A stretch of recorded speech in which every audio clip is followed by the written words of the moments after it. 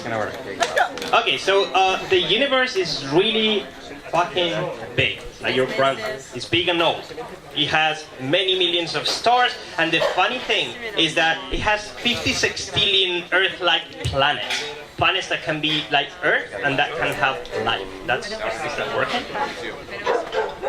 Okay, so I'm not going to talk about the Fermi paradox. Fermi is this guy, and what he said is there are so many planets around the universe that most likely there is life out there, and there is more intelligent life. And why haven't they visited yet? Why aren't they here? So I'm going to talk about some of the theories. That's probably the most true one. Sometimes I think this sure sign that intelligent life exists elsewhere in the universe is that they haven't tried to contact us. But I'm going to talk about some of my favorites. So let's go to the next one. First theory, the Dorian Gray complex, or the rare Earth hypothesis, which says that probably we are the only ones in the universe. Nobody else is there. We're just, a very unique thing. Second theory, we are third world. It means we exist, but nobody wants to come here. We're just in the middle of nowhere in a corner of the universe, and hey, they don't want to visit. Next theory. So, another theory says that aliens are hiding from predator. That means that there are alien civilizations, but there is another one who is eating them, and so they are hiding. And here we are sending messages to space like, hey, here we are, well done, NASA. Next theory, predator ate alien. So another theory says that there is a really big civilization that is eating all of us. Once you reach to a certain point of intelligence, they eat us. So that's why they haven't visited yet. Next theory, we are a zoo. Basically, if you think about it, we have created national parks where ant colonies are there, and they have never met humans. So maybe they just decided to let us be, and they are studying us. The next one, physical bodies, you said? That's so 2017. So maybe they are so advanced that they transcended the biological bodies, and they don't need to go and conquer other planets. They're just, in their own thing without bodies. Next one, nothing is real. Everything is a simulation. That means that it's a big possibility that we're not really living in the real world, just in a simulation created by an alien with acne on another universe. Actually, the funny thing about this theory is that we have more possibilities of that being true than not. Because of the, how old the universe is, it's likely that we are a simulation in another universe. Let's go to the next one. Okay, they are a mushroom. That's my favorite one. So, Terence McKenna said, basically, that with psychedelic drugs, two things happen. They dissolve your ego, and the other thing that they do is that you see little beings talking to you, and they send you your messages about the universe and how the universe is made, and they tell you things about outer space. So what if that's their way to communicate with us? They send us mushrooms and other plants that can survive in space, by the way. Spores of plants have been found in asteroids, and basically that's their way to communicate with us. So guys, go out there, find some mushrooms and talk to the aliens. And the last theory, it's basically not a theory, but a quote from Nick Bostrom, that when it comes to the Fermi paradox, the silence on the sky is golden. So it's really good that they haven't contacted us so far. Let's enjoy till they come and meet us. Thank you.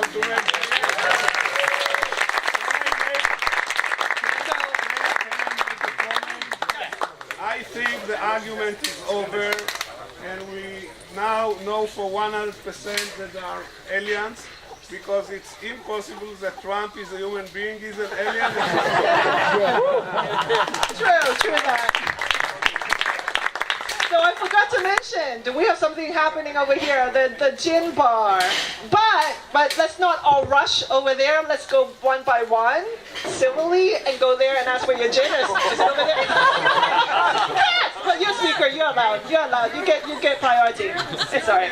Talking about alien, I forgot to mention I am actually 15% alien. Did we have this conversation? Only 15%. I have an extra vertebrae and a tail, an inch. Anyway, let's not talk about that. Okay, next up we have Esther, who is a recent mother of a 4-month-old baby girl, and also a recent new incorporation of Typeform event manager, right?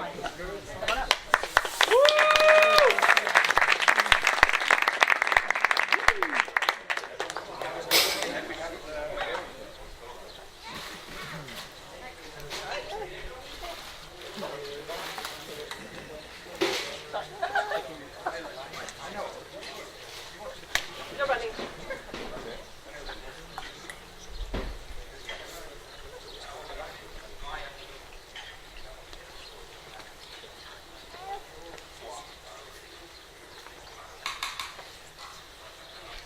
This is how I feel every time that I go to my yoga retreat every year. And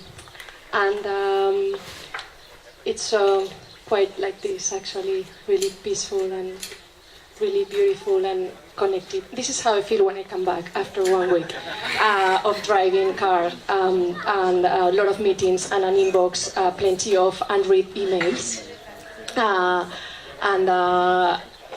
And this is like... and so I decided that I needed to start building my memories, okay? So I started a tradition, which is that every time, like, I write down phrases of people, and I put them all together in an email, and I send those phrases to all of them on New Year's Eve. So to them, of course, and to the people that I love. And for the first time tonight here, I'm going to share a few of those phrases 7 months in advance. Those are the memories, the phrases that build my memories, my year. The first time is hola, papa, mama, caca, agua. This is my daughter. Those are her first words, and it's they don't need any explanation, right? They are pretty clear, and the second one is my mother saying when I was coming here, I would like, Esther, a world with no violence, and that didn't move for money. And I told her, I would like to believe that the world moved for love. But a few people just don't know it, Mom. But she's right. The world is a trap.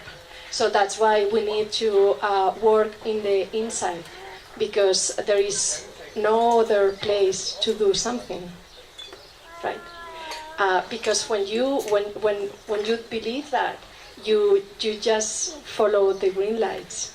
You feel that way, and when you feel the green lights, when you follow the green lights, you feel that you are free. Right? And you say, wow, this is the first time that I feel free in my life, which is not real, because it's not the first time, because you were born free. And why? Just because love is inevitable. And that's the world that I wish for Sophia. I don't know if this is an open source idea for all of you guys. I don't know if this is truth or not. It doesn't matter. What it matters is that Sophia, in 20 years, she will love people who can contribute to her memories in a way that we can only understand in silence.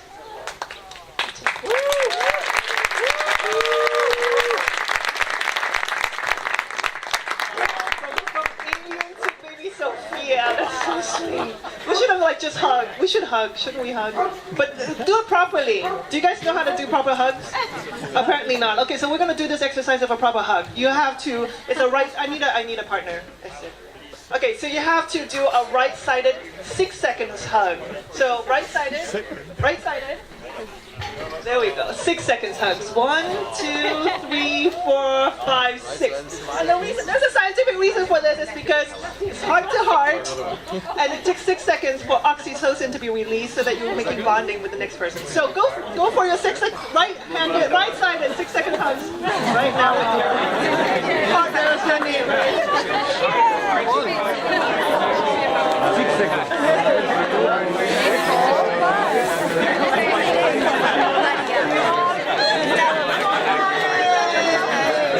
You just connected with someone! How sweet is that? Next up! Aww.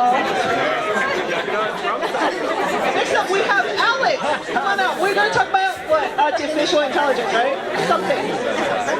Okay. Yeah, that felt good. That felt good. I don't know why I signed for it. So, we work. Hello.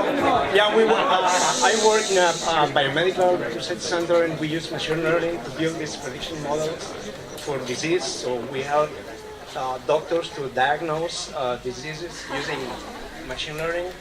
So machine learning is an interesting thing. So apart that, it's not for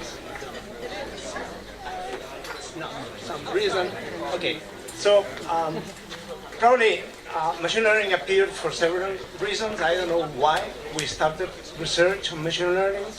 I bet there are two different reasons. So there is a lot of very clever people that have some curiosity on the way we think, so they tend to crack this down. On the other hand, maybe humanity does research on this field because we are just lazy.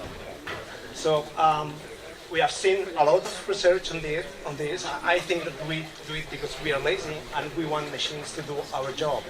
Even we in our lab, we are coding, we're using Alexa to build these workflows that build machine learning models using voice commands. Right?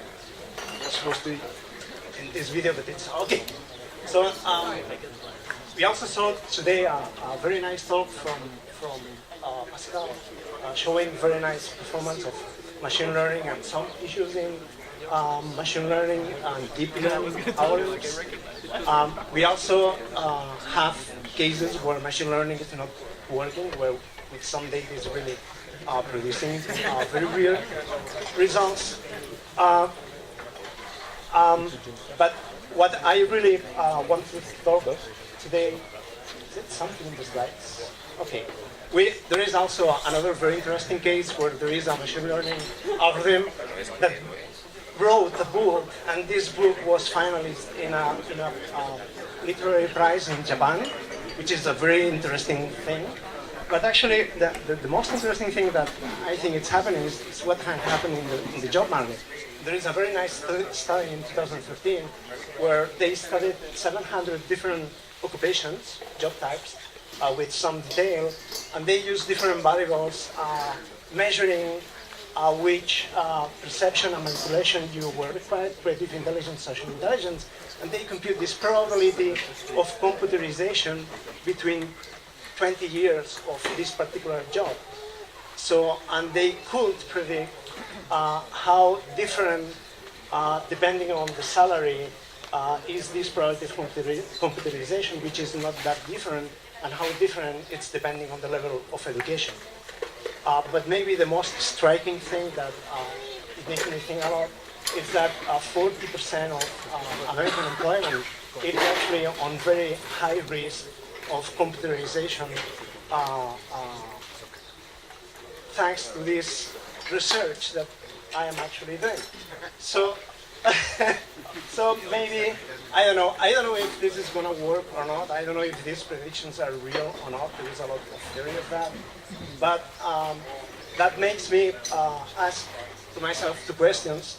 The first one is what we will do when everything is done by computers. But maybe the most important one that it makes me produce some fear is how it's going to be this transient if this is happening very fast.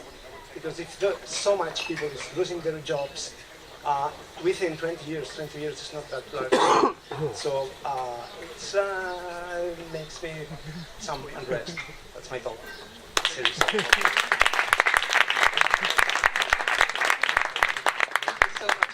Sad though. I mean, if you think about it, our future is going to be like taken over by aliens, and I mean, it's part of my family line, but you know, aliens and AI. But you know, maybe on the next talk we can talk a little bit about, you know, our own future, planning our own future. Jose Cruzet, TEDx organizer, TEDx Barcelona organizer, as well as has a very curious mind. Okay?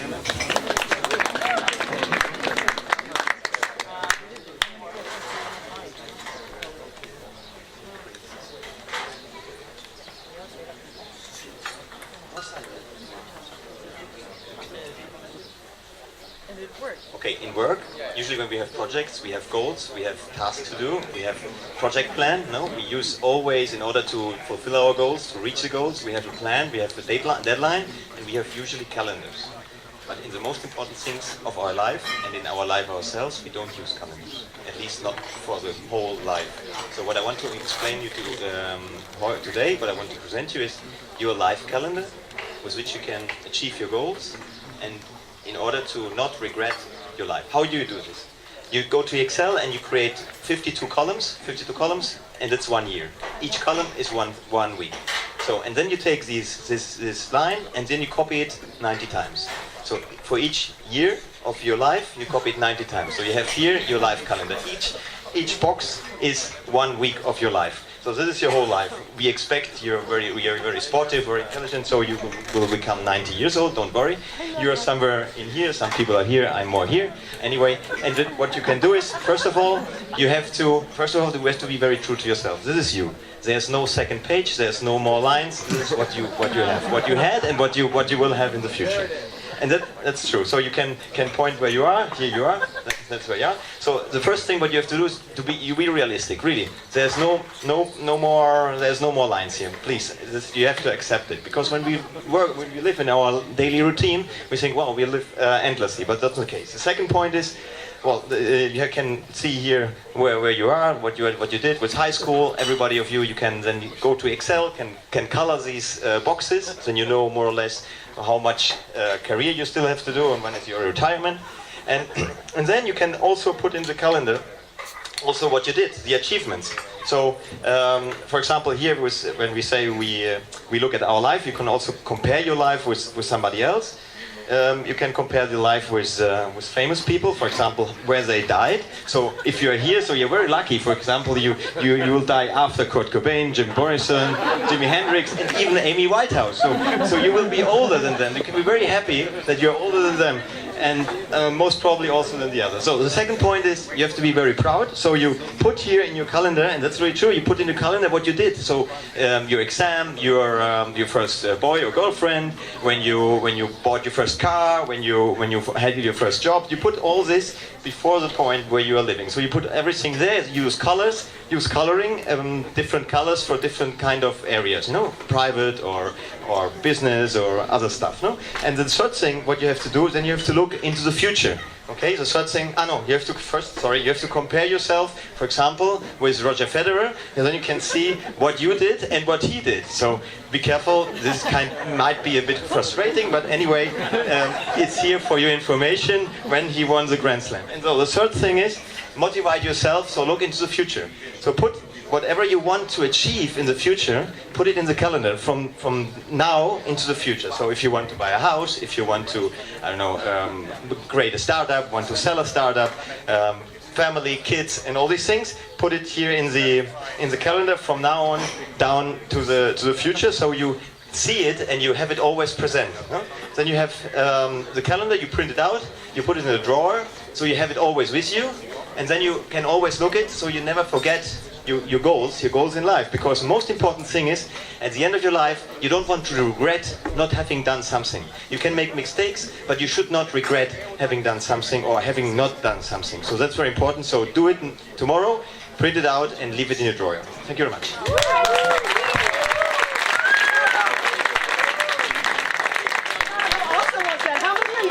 Want a calendar? Wait. Is there any designer in the house? Designer in the house? Kind of, sort of? Yeah, no, come on. Can you design a calendar for us? Oh, come on. Come on. Say yes. Say yes. All right. Can you put it on Facebook post? And then we can download it as a PDF. We can all print it out and have a future calendar. Yeah. Okay. Next up, we have Francesca Cato. Where are you, Francesca? She is, okay, I'm gonna screw this up. I already forgot what you told me. You're a researcher for molecular medicine. Okay. Wait.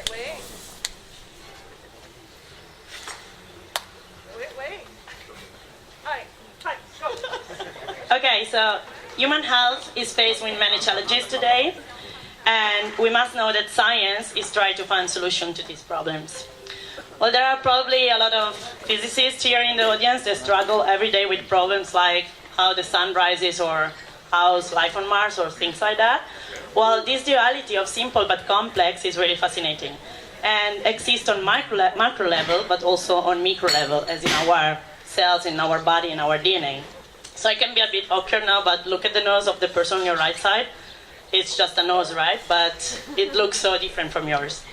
Well, these differences are coded by genes that are in our genome, as you know. And I think we can see our genome as a huge library. And the good thing is that now we have the ability to read many of these books of this library, but some of them are still so hard to understand. And genes, when they go wrong, they can lead to problems. So look at this boy, for example, is the so-called bubble boy. He was born with a severe immunodisease, so he has to live isolated in a bubble, so not in contact with infections. And this turned out that is caused by many, many mutations in the genome. There are many examples of these genetic diseases, like this is another example, single-cell anemia. This is caused by just a tiny mutation in immunoglobulin, and blood cells just curve up and they get stuck into the blood, the capillary, and they can lead to many problems like organ failures or strikes. So the good thing that we can do now is go deeper into the DNA, and as we normally do in a laptop, so we can find a gene and replace it, so remove it. We do that, as you probably know, with a quite new technique that is CRISPR-Cas9. So this works with association of a protein that is Cas9 and guides RNA that we design. This association goes into the DNA, and we, in this way, as a scissor, we can cut out the gene that we don't want. Or we can also insert gene. So there's a lot of going on with this technique. One of the latest discovery was the excision of latent HIV virus on animal models. So this is really a striking point because behind it there's the idea of living in a world without HIV, which is really surprising to me. But of course, this brings me to some implications and complications as well. Like, as you probably know, ethical issues and social implications are related to this technique. And I think many people might have the wrong idea what CRISPR-Cas9 can do. Like, for example, enhance the power of the brain, or why not, I would like to become blonder, or just a bit more taller. And yeah, we can design baby, like choose the color of the eyes that my child can have. But actually, these people don't know that many of these physical traits are codified by polygenic genes, so they are really difficult to understand. And this can be seen as rewriting an entire chapter of our book, whilst curing single-cell anemia can be seen as changing a comma in our chapter. And working in a lab, made me understood that science is rather imperfect many times. So as a future perspective, we have to know that science is really challenging, and we have to deal with this imperfection. So as Michelle Hoffman said, we can make precise genetic edits, and of course it has a lot of promise clinically, but the challenge is figuring out how to deliver it safely and efficiently. So this brings me to the conclusion and my personal message, I would say. And I think that we as scientists, doctors, entrepreneurs, or whoever, but as human beings first, we must be aware that we're in front of a huge responsibility of unintended consequences and also, I would say, intended impact of scientific breakthrough. Thank you.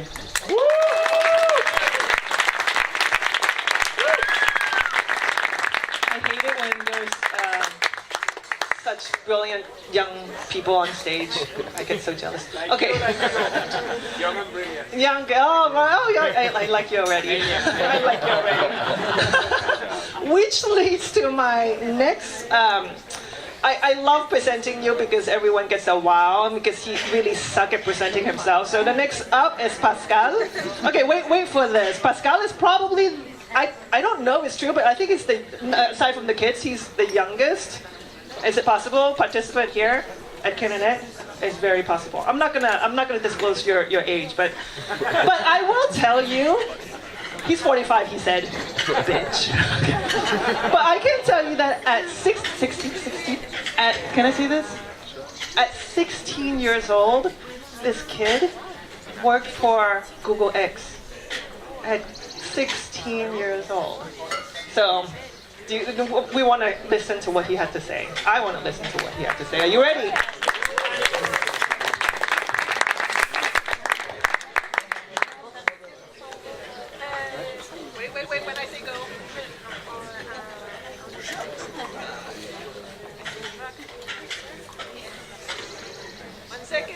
Too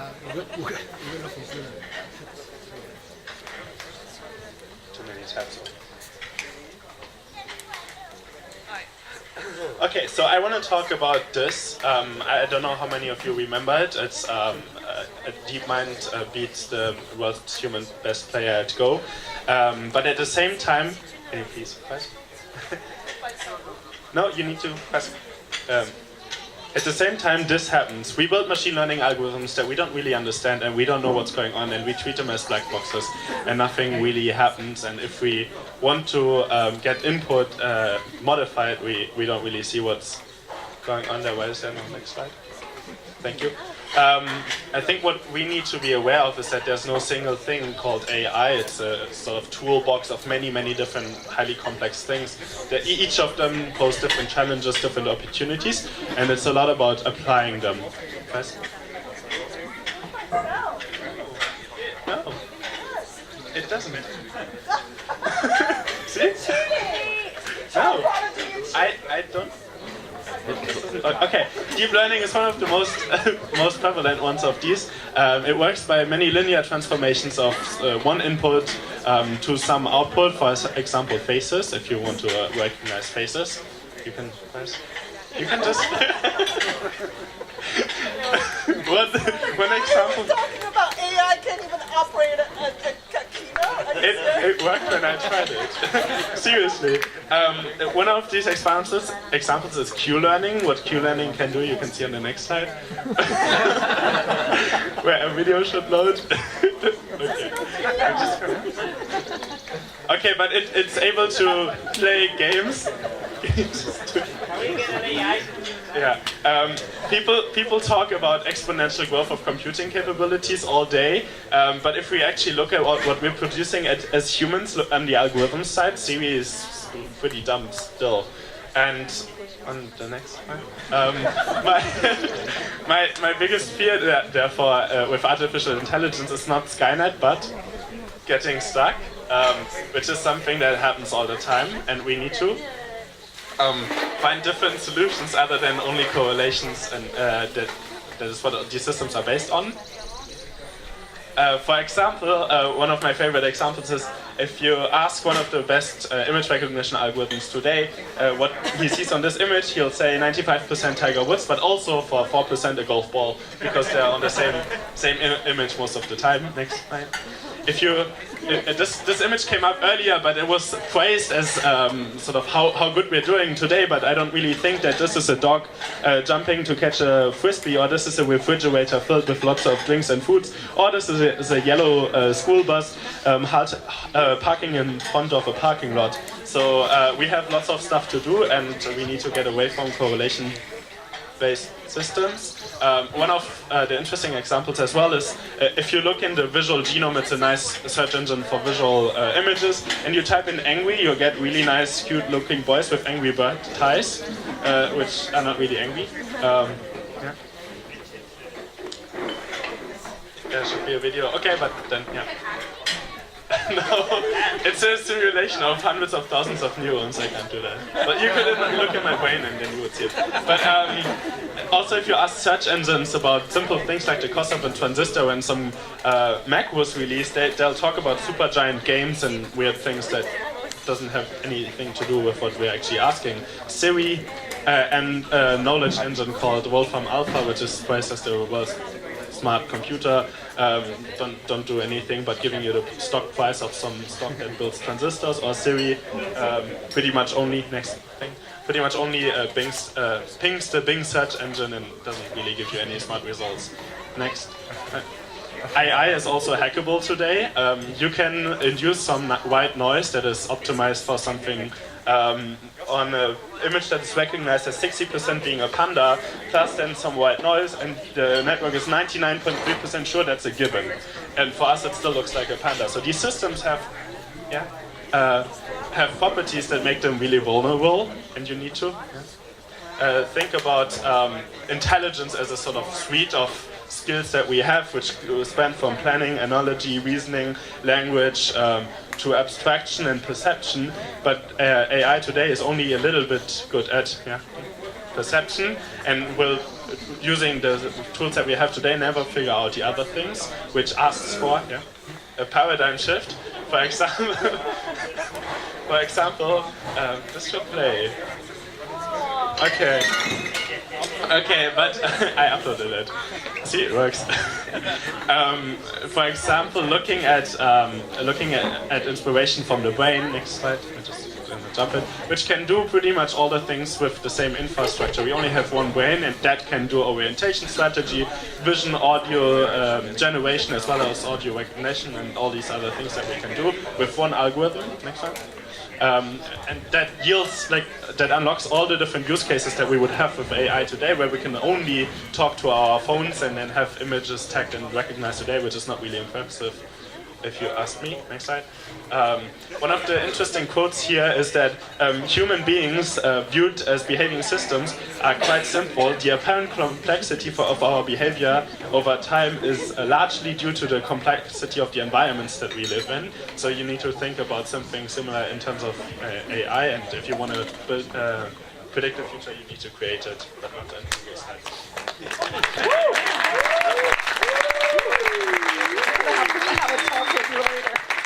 And now I see how you got your job at Google X at 16 years old, by the way. Next up, we're going to go back to space. Where's Ethan? Ethan? Here you go. Are you ready? All right, Ethan. Ethan is, if you guys haven't heard himself presenting earlier today, he is the founder of the largest conference in Europe about space called Disrupt Space. Woo! So, hopefully my slides work.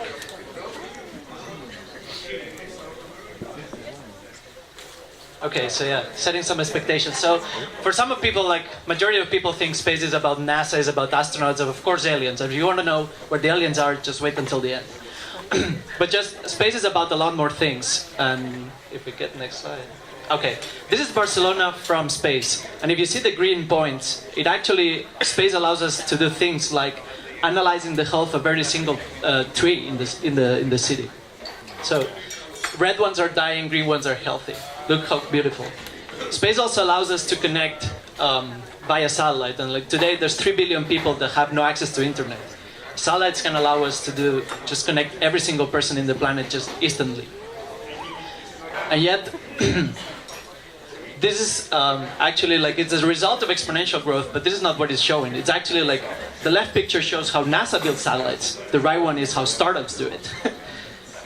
And the startups are working at such a fast pace that they're not only building rockets to go to space, but they're bringing them back and landing them on a ship. If you ever done skydiving, this is 1,000 times faster. So you know what I'm talking about. But yet, we need to look a bit beyond, and I'm going to give you a few examples of what we humans are being capable of building outside of the orbit of this beautiful planet. First thing that everyone kind of wants to do is to get the... Okay, sorry. Fuck, damn it. So this is the area that we're comfortable with as humanity. The left is the Earth, the right is Mars, and everything in between is not a scale, but the moon is in between, and asteroids are not in between, but they're easier to get to. And this is the beautiful scene that you get from 100 kilometers in altitude, just 100 kilometers. How beautiful is that? And look, there's no borders. That's transformational. Next thing we can do in space is to manufacture things, and manufacture things that have no limit in size. So this is actually a 3D printer that prints structures in space. And the beautiful thing about this is that it allows us to build cities in space. So this is actually a design for a 5 million people city orbiting around the planet. And the cool thing is that you can design it so that gravity is variable. So you can have Earth-like gravity in the middle, and as you go to the center, it's less and less. And this is not just the dream, it's as realistic as head of Amazon saying hey, you know what? We may even end up moving manufacturing off the planet and just ship the things down using Amazon orbit in this case. We even want to build cities on the moon. And why is that? It's a perfect place for exploration, but also for collaboration. I mean, this is a design to basically have a 100-person colony on the moon. And this is not Armageddon. This is a startup from Luxembourg that is actually going to mine asteroids within this decade. And they're looking for water, but they're also looking for platinum and like a lot of precious metals. What everyone's waiting for, like, of course we're going to go to Mars. And I believe that's going to be the most inspirational moment within our generation. The moment that a human grabs the red dirt and like holds it in his hand. It's going to be transformational as well. And for everyone that's been asking, like, this is where the aliens live. Like, they're in the dark side of the moon. And just an advice for the organization, next KINNERNET in 20 years, I would do it there. Thank you.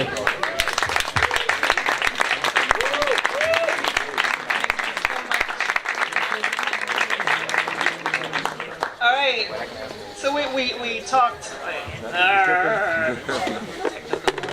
We talked a little bit about alien and robots and AI taking over and taking our jobs and stuff. So maybe, just maybe the flies will save us? Yeah. Maybe? Gonna tell us about it?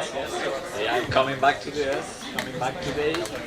When we talk about flies, usually in biology we are talking about genetics. Everybody knows who is Mendel and the transmission of the several characters, but nobody knows about the work of Thomas Morgan, which is at the end. This was in the 1910, when he could understand better the transmission of genes. This was in the fly room. This is what was the laboratories in the 1910s. You can see here this guy with all these pots, milk pots, plenty of these fantastic flies. And in this vintage place, where you can see here this guy, Thomas Morgan, very shy. It was very difficult to have a photography of here having lunch, having a celebration inside the lab. So in this vintage place, they will be able to make these maps of the chromosomes in this also very old-fashioned way, looking for the transmission of several characters together, making a statistics. But I'm not talking about genetics today. Francesca has done it better than me. I'm going to talk about experimental modeling. So flies, they have the homologous different systems. You know, digestive, nervous. They have this hair, this kidneys, and that's because 75% of the genome is identical of the human one. So, and even there is no redundant, so it's more easy to understand. So that's why we can understand better what happens. And this is, of course, very important to understand all the diseases. So, for instance, in terms of nervous system, you can recreate Parkinson, you can recreate Alzheimer. So you can ataxia, several ataxias, genetic disorders, and okay, you can make this electroretinogram, you can make this axonic regeneration, you can look for a neuromuscular, and you can do that just here in this funny guys. So this is very interesting. You see here, you can recreate all the digestive system. They have their own stomach, this pancreas, this kidney. So you can study all this in this little system, and can make any modification you want. You can look at you can make echographies of the heart. You can look at the heartbeat. You can do electrocardiograms of flies. So this is amazing in order to study in these conditions.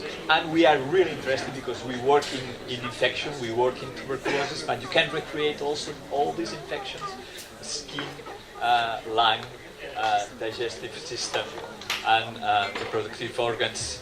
And that's why this is the future. So we can start all the explorations that we want for any drug from flies, and then go through and to use more evolutionate animals like mice, and go to this reduction, replacement, refinement. So this is going to be the future for experimental modeling. First, use fly, and is what we are doing in our lab. So we are doing tuberculosis models in fly, and we are testing, for instance, our probiotic in order to see this prevention of this disease. This is how it looks like, very easy and very low complex and low cost. So this is what we are building now in Badalona, this new huge facility for experimental modeling where fly will be the base of everything. Thank you very much.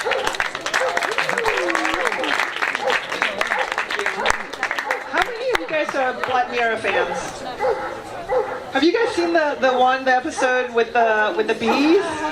That kind of sort of reminded me of it. It's kind of cool. If you guys haven't seen it, you should definitely see it. All right, next up, we only have 5 more.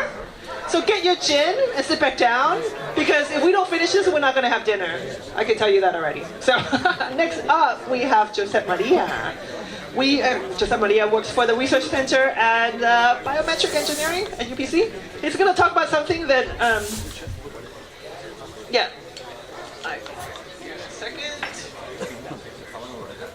One second. Of people has, and if you look at the one that has more incidents, this is a stroke that affects 1 in 6 people. It's the second most frequent cause of death, and it is the slow walking, dependency, so normal life is different when you have one of these diseases. And in these days there have appeared a boost of novel technologies. These are images from Cybathlon, that is a competition in Switzerland that started this year, and you can see that there are plenty of technology of prosthetics, exoskeletons, etc. But there is still a long way to go. If you look at this video that was taken 1.5 years ago, it's an exoskeleton connected to a brain-computer interface, but still you see that it's heavy, bulky, high cost, slow, not human-centered. So how is nowadays designed this technology? So the doctor observes patient's motion, classifies it, applies a one-size-fits-all treatment, and then basically one treatment produces different outcomes for different patients. And how the technology can help is applying personalized neuromuscular models that we can do inside the computer, put together with motion data, and then personalized treatments and designs based on that. So this is the kind of simulations we can do in the computers, basically taking the data from the people, then we have from this cloud of point data, we move it to an exoskeleton, to a skeleton, and then we have all the motion in the computer, and all this big amount of data about kinematics, muscle function, joint reactions, etc. All this amount of data can lead to create personalized medicine. So what are we envisioning for neurorehabilitation is to create such virtual models that can drive simulations in the computer and apply personalized, custom-made treatments. So treatments and equipment that are optimal for the people. As an example, I will show you something that we have been working on. This is a spinal cord injured person that basically can move the hip but cannot move knees and ankles, and the daily life is in the wheelchair. And basically what we do is analyze and simulate the motion and create very low-cost technology based on low-cost IMUs, low-cost skeletons, motors, etc.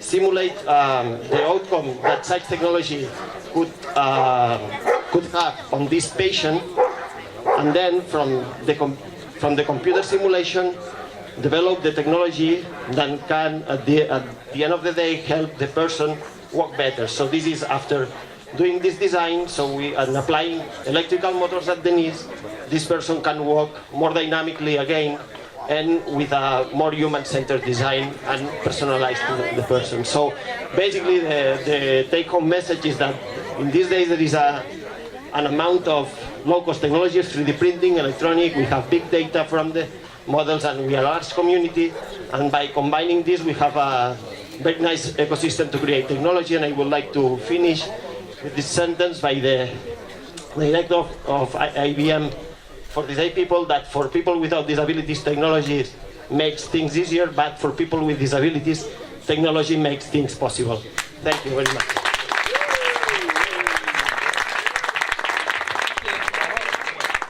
How many of you guys have done 23andMe or any kind of DNA analysis? Wow, quite a lot. Alright, okay, so next up we have Sebastian Thompson. He is going to talk, well, he is part of the member of Algene, which is kind of the competitor in Europe here of 23andMe. So. It's very flattering, thank you. Wouldn't say we're a competitor yet, but we're getting there, definitely. So I was asked to talk about the future of health, and I believe it looks something like what dentistry looks like now, in the sense that dentists, they earn a shit ton of money checking that everything is okay. They actually only do operations when things are really bad, as opposed to when we go to the doctors and we are near dying and ask them to come and fix us, right? So I think the future is preventative medicine, and we have a lot of tools that that will lead us there. One of those is, of course, genetics, but that's just part of the puzzle. Let's see what's coming next. Oh, it's so slow. Of course, we have IoT. IoT will feed into a huge data cloud that will allow us to monitor everything that we do passively, and through that we can learn a lot of things that we can feed back into the system, and the system will then tell us, okay, actually you are getting sick via a huge data aggregation and all the AI technologies that our friends are developing. So what else can we do? Well, the thing with DNA is now that we have this library that Francesca talked about. Oh, okay, no. So the IoT will not only be on the outside, it will actually also be on the inside, and we will be able to monitor things like stress level, cortisol. We will monitor blood sugar. We will even design mini robots, be it like mechanical like this, but also actually biological, to deliver medicine locally. For instance, in the case of cancer, to destroy the cancer cells. But average one cut it, we will no longer tolerate being treated on the average. We will no longer be treated based on what's good for everyone. We are going to have personalized medicine. And this is awesome because, as I said, genetics is the blueprint on our biology. It is what our designs our organism is based upon, and that allows us to extrapolate a lot of data on how you want to be treated. And these guys, they are doing that. They are PMC, they are developing drugs that are directly targeted at individual genomic expressions, which is a super exciting development. This allows us to not only design medicine that is targeted at people, but also look back in history on all the medical things that we have developed that that got discarded because it didn't fit the huge population. Now we can actually take and apply it to the individual genetic groups. This is a scientific robot that's doing research in a lab automatically. So this guy is doing the job of thousands of technicians, and IBM Watson just recently diagnosed a cancer patient better than doctors could. So AI is also going to play a huge role in the future of healthcare. This was what I had. Thank you.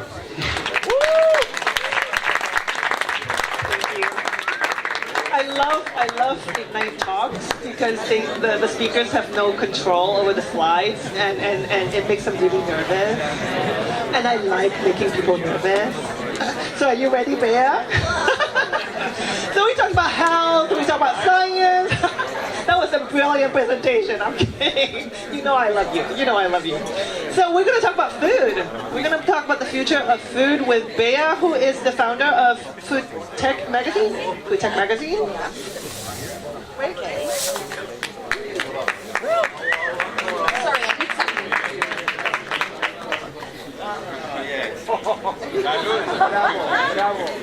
Ready? Go. Ready. So, do you know what we are going to eat in the future?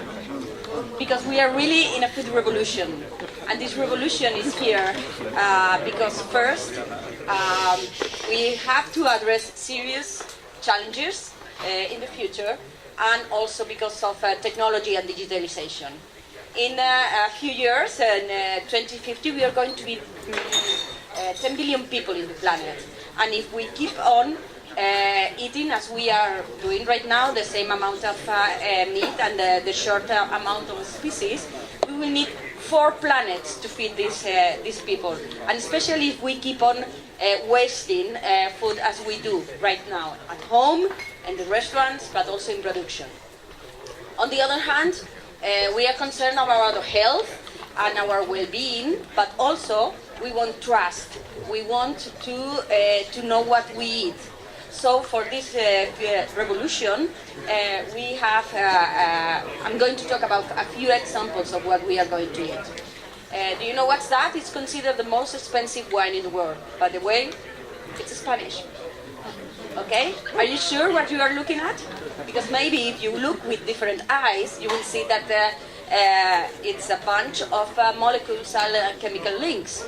And at the end, many other things are done like this. What if we could recreate this expensive wine in a lab and make it accessible to everybody? And the same with many other products. If we could make tasty, juicy, and gluten-free, cholesterol-free, and even kosher chicken, dairy milk, or even shrimps. And what about if we could convert or substitute wheat with seaweed to make delicious, tasty, and sustainable pasta? Did you try yesterday? Yeah. Yes. You like it? Yeah, very much. Okay, imagine it's not only an impact for the health, but also a positive impact in the planet. Less gas, less pollution, and some other impacts. I will give you a couple of seconds to think about this specific one. Okay, imagine that we can have a vegetables garden in every roof in our homes. Not only in the buildings, in the home buildings, but imagine malls, supermarkets, and how many of them are in big cities like Barcelona or Madrid. Imagine we can create that into buildings using less water, less pesticide, and with invents like this, even less energy, because we can put directly the sunlight into the buildings. So we will need less energy. And as I say, we need trust. We need to know what we eat. And technologies like blockchain can make it possible to create a real digital identity of the food. A whole story of a tomato, for example, that will make us change from the idea of traceability and transparency to the idea of visibility end-to-end of a product. And that will give value to the product and also the producer. So my question to you all is, what is our role in this food revolution? As entrepreneurs, as mentors, as innovators, as consumers, what are we going to do to shape this food revolution and enjoy the future of food and drinks? That's for you. Thank you so much. I'm so happy about your presentation. How many of you guys have tried Soylent? How many of you guys hate Soylent? Thank you so much. Thank you so much. I am so excited about the future of food that does not include Soylent. So thank you. So from food, we're going to jump to work. We have Cats up here talking about the future of work.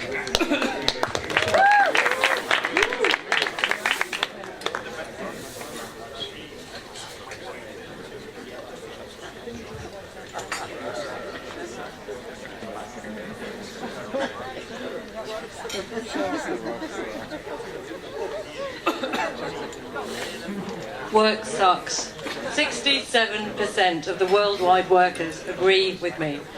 Just in the Fortune 500, that means that 32 million people are going into work every day, spending 10 hours every day doing something they don't give a shit about.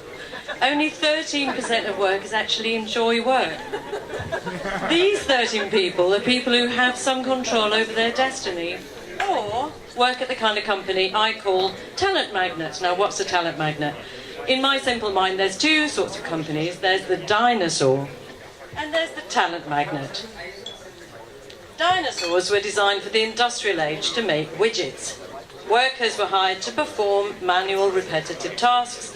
Human resource were there to keep machines running. They strangle creativity with hierarchy, process, bureaucracy. Luckily, they are becoming extinct. 50% of the Fortune 500 have died since the year 2000. Dinosaurs can only survive if they can change from dinosaur to talent magnet, but change is really, really hard. I want you to stop for a second and just remember the last time that change came at you when you weren't expecting it. How did that feel? It feels shit. The thing is, people don't mind change, but they do mind when change comes at them unexpectedly. So let's look at how the human brain works. It's hardly changed since the beginning of mankind. We've got basically two states of being. In the reward state, we're collaborative and creative and communicative and innovative and all of those if things. We make good decisions. We're in the flow. And then there's the threat state, which we evolved to avoid being eaten by hungry carnivores. In the threat state, which is not the reward state, people want to run away and hide. And bonding is really, really nice, but survival is crucial. So human beings have 6 times more neural pathways which are constantly looking for threat. Now, dinosaurs are desperate to transform to keep onto talent. So they're trying everything in their power. They're trying new ways of working, new technologies, new leadership. And every time a change project lurches out of the silence, the threat state kicks in. And we're herd creatures, and stress is contagious, and it spreads like wildfire.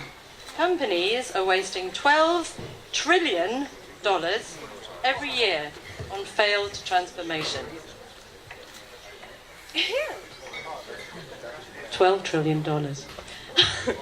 And the problem is that every initiative makes people more and more stressed and less engaged and less productive, and every bungled attempt makes the companies more likely to die.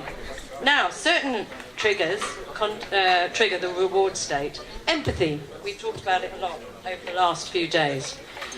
We like our opinions to be heard. We shine when we're trusted. We were talking about that a minute ago. We accept decisions if we understand why they're made, and we accept them if we feel that we're part of making them.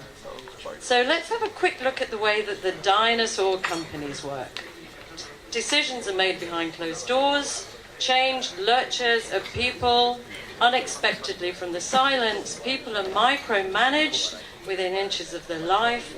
They're forced to hide their wonderful uniqueness inside professional personas, to stick within their job descriptions, in their silos, and God forbid you try and come up with better ways of trying to do things, because you'll get pushed out by the corporate antibodies. Dinosaurs are designed to make people miserable. The vast majority of people are still working inside these companies, and 20 years ago, when people had a job for life, when people trusted experts, it may have made sense, but nobody trusts experts anymore. That ship has sailed. Companies can no longer expect loyalty. They have to start working for it. And they need to figure out how they can find and keep the best talent. Because otherwise the talent's going to leave and they take all of that knowledge with them. If dinosaurs can't transform, they will become irrelevant and die, and good riddance to them. Talent magnets that encourage people to be the best they can be, they'll survive. And yes, AI and robots may take 40% of our jobs over the next 20 years, but if we get it right, they'll unleash human potential and they'll free us up to do what we do best, so we can dream. The future of work is people-shaped.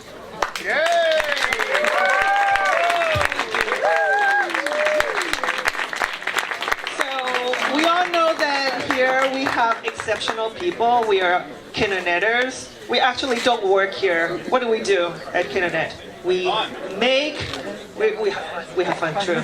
I also just had a gin and tonic, I'm drunk, but we are makers. But talking about making, how about our last, speaker? Our last speaker. Who's going to talk about making data a little bit more human, the future of data, with Danny. I can't pronounce your last name, Danny. Hello.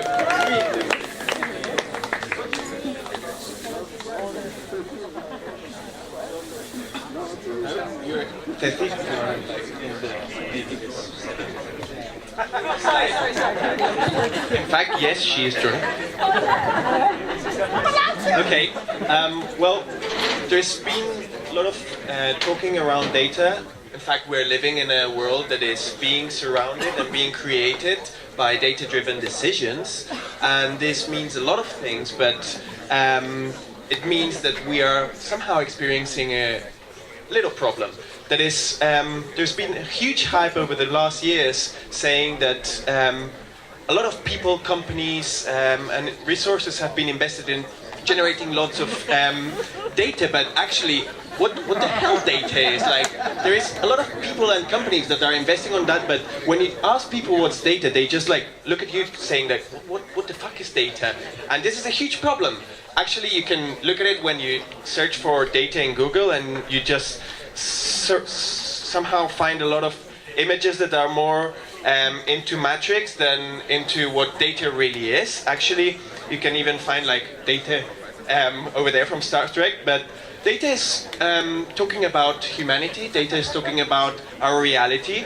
For example, this is a newborn. This is actually a kid that is being raised, and as human beings we've got this capacity to transform this reality into a symbol that has the ability to synthesize a lot of information but doesn't have the ability to bring with it the context, doesn't have the ability to bring emotions into it. And yesterday we were making an experiment. I would like you to think and feel something towards this graph. It's talking about more than 1,000 deaths. 100,000 deaths, and although this reality we are being able to face it and to understand it, and there is a quote from Stalin saying that one death is a tragedy, but 1 million deaths is just a statistic, and this is true, and this is what we are facing nowadays. We are facing a world where everything that is happening is being communicated through numbers in a way that actually we are talking about hundreds of deaths, about refugees, about huge amounts of problems in a way that is not touching us, is not being able to generate empathy towards these realities. And actually, what about this? Like, it's one of the most important things that happens in your life, and you just get a number. This is another way of seeing it. Maybe we are not looking for this, but for sure we need to think in between these two realities. And actually, scientifically has been proven that we are actually making decisions, not on the rational part, but through our emotions. And nowadays, through scientific research has been said that most of our decisions are from the unconscious. And together with this fact that says that most of the data, most of the information is being totally generated in a digital environment, we are facing a big problem, that we are just scrolling around everything that is happening surrounding us. And this is a huge problem because it's leading us to a lack of action. And we can see this in society every day. So what if, and this is the title of the conference, what if we shift from a society that is being created and shaped by data-driven decisions to emotionally intelligent data-driven decisions? I'll let it to you guys.